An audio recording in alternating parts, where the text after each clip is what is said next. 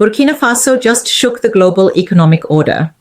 President Ibrahim Traoré has declared the country the first tax-free African nation, abolishing income tax, corporate tax, and VAT. This bold move is already sending ripples across Africa and beyond. Investors are divided.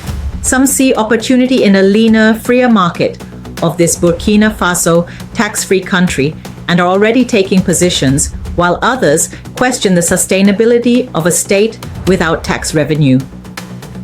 Citizens, however, are celebrating. For many, it's a break from decades of economic pressure. It's a fresh start toward true African economic independence. Regional governments are watching closely. Could this become a new tax-free economic model for Africa? Could this policy trigger a wave of economic sovereignty movements across the continent? In this video, we're unpacking the story behind this audacious move and why the Ibrahim Traoré phenomenon has become more than just a leader. He's a symbol of economic defiance, national pride, and strategic liberation. This video explores how earlier Ibrahim Traoré economic reforms in mining, agriculture, industry, and finance all set the stage for this moment, and why this isn't just a gamble, but a calculated, people-powered revolution. When most countries struggle with debt, Burkina Faso is choosing a different path. No new taxes. In fact, no taxes at all. Why? Traoré believes true freedom starts with economic freedom, and that people and businesses grow faster when they keep what they earn. But to get here, he had to change the system, step by step. He had to reclaim resources, cut waste, end dependency. That's why the last 2 years have been crucial. They set the stage for this historic moment. Let's take a look at how each reform led to this breakthrough in African financial sovereignty. Economic Sovereignty Foundation. It all began with the idea of economic sovereignty. Traoré knew Burkina Faso could never afford tax freedom if most of its wealth was leaking out of the country.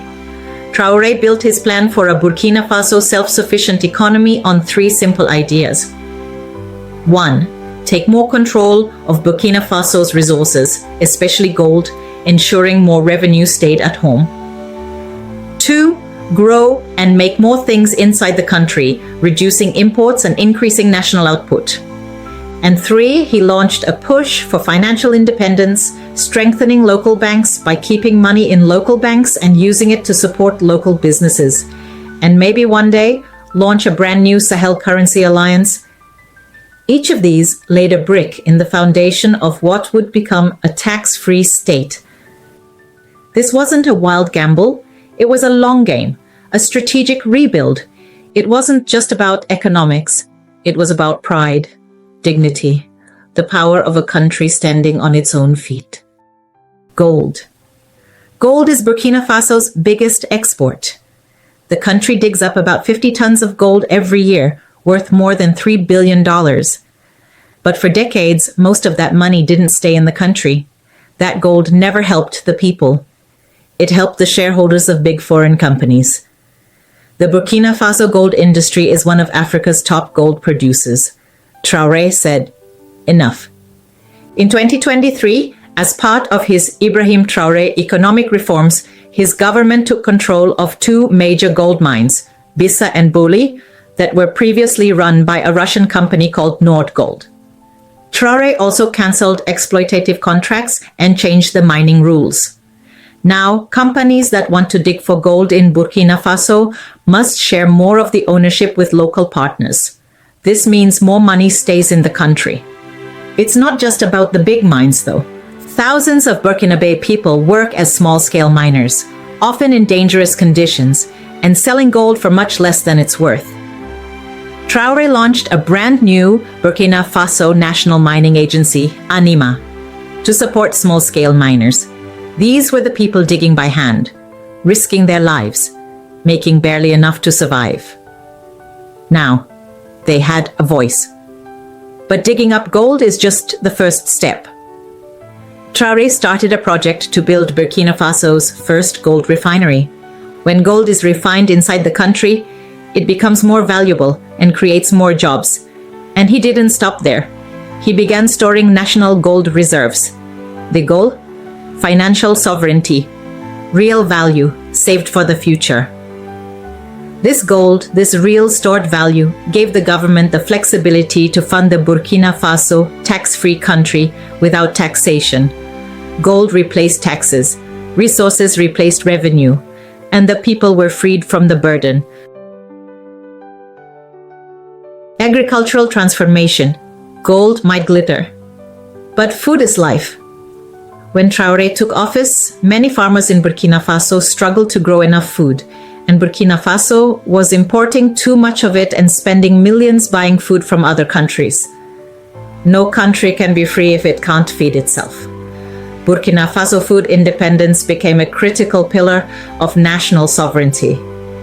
Traoré knew food independence would be essential for a tax-free state, so Traoré turned to the soil. He launched Operation 100,000 Hectares, a plan to bring massive new areas under irrigation. That means farmers could grow even when the rains don't come, and one piece of land can now produce 2 or 3 harvests each year instead of just one. For centuries, most Burkinabe farmers worked the land using hand tools. Traoré started a program to bring modern farm equipment to rural areas. To help farmers grow more food, Burkina Faso needs fertilizer. Instead of importing it all, Traoré started building a factory to make fertilizer inside the country, reinforcing the Burkina Faso self-sufficient economy. Traoré also changed the rules about who can own farmland. Now, Burkinabe citizens get priority. This helps make sure the food grown in Burkina Faso benefits local people first. Farming is harder when you work alone. Traoré's government gave money and training to farmer groups called cooperatives, where farmers work together. He also trained thousands of youths in modern farming techniques. Across the country, Traoré launched a campaign encouraging people to buy food grown in Burkina Faso. Signs in markets proudly show which foods are locally grown.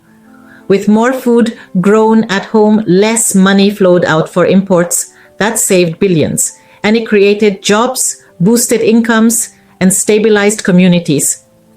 This was about self-reliance. And it's starting to work.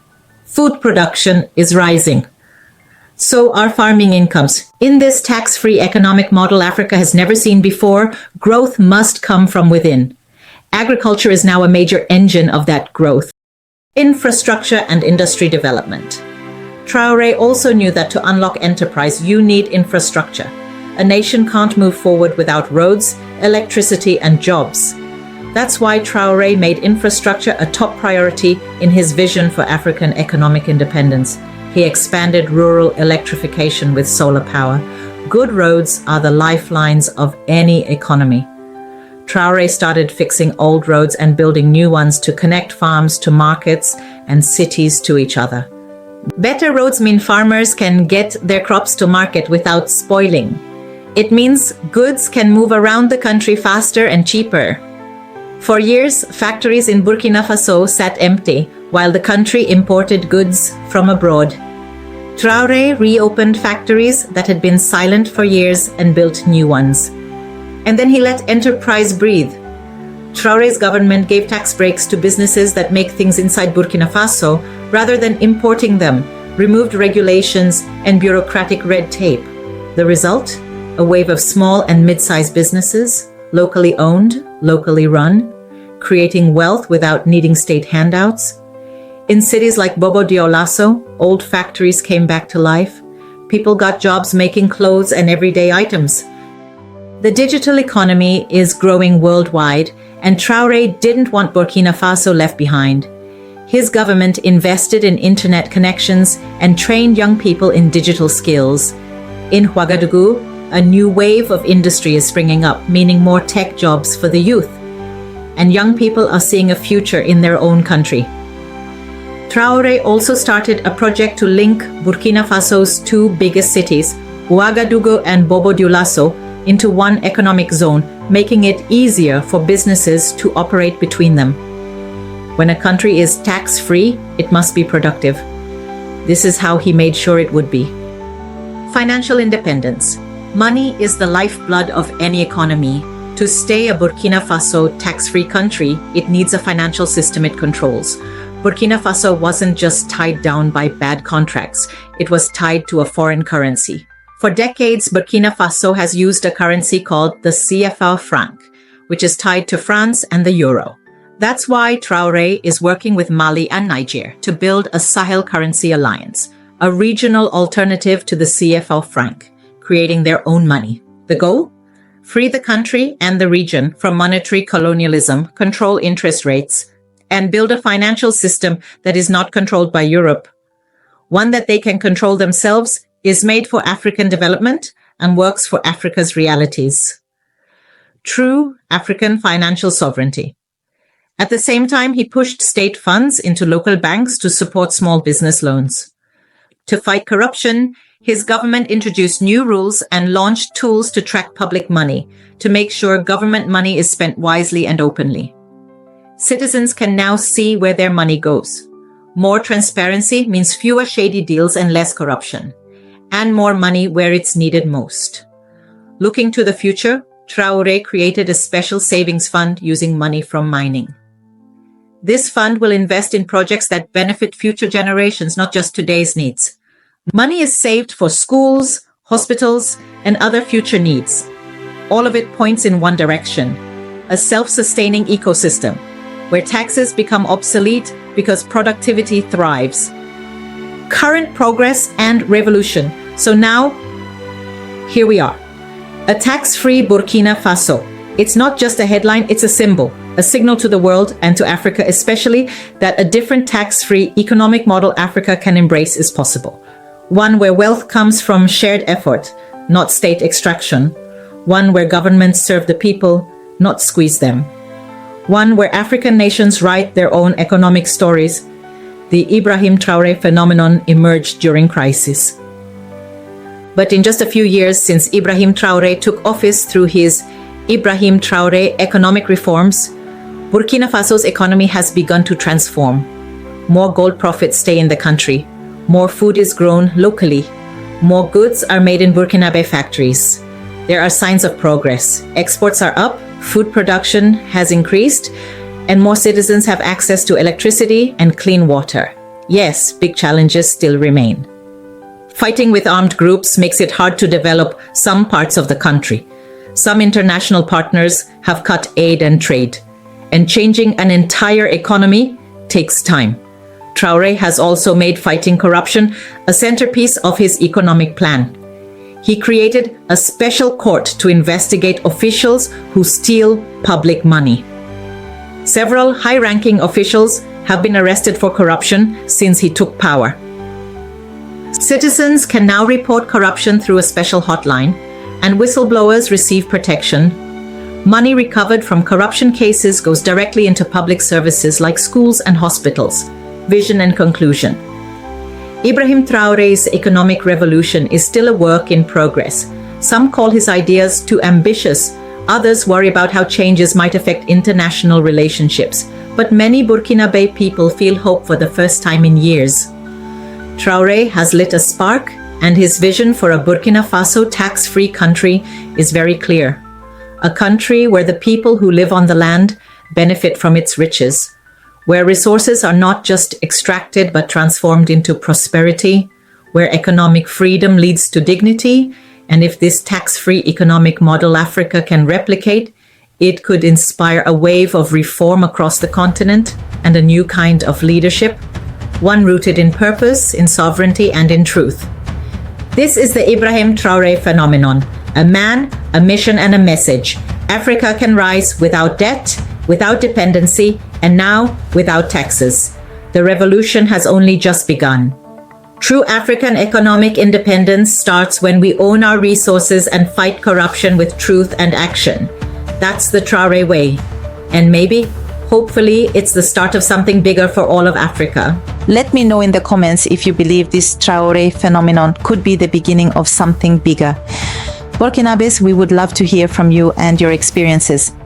Business people from the continent and the diaspora is the pool of the transformation happening in Burkina Faso strong enough for you to consider investing there? If you found this video valuable, please go ahead and hit the subscribe button, share the video with a friend, and let's spread the inspiration from what is happening in Burkina Faso. Don't forget to like and turn the notifications on so you never miss any of our future videos. Thank you for watching, and I'll see you in the next one.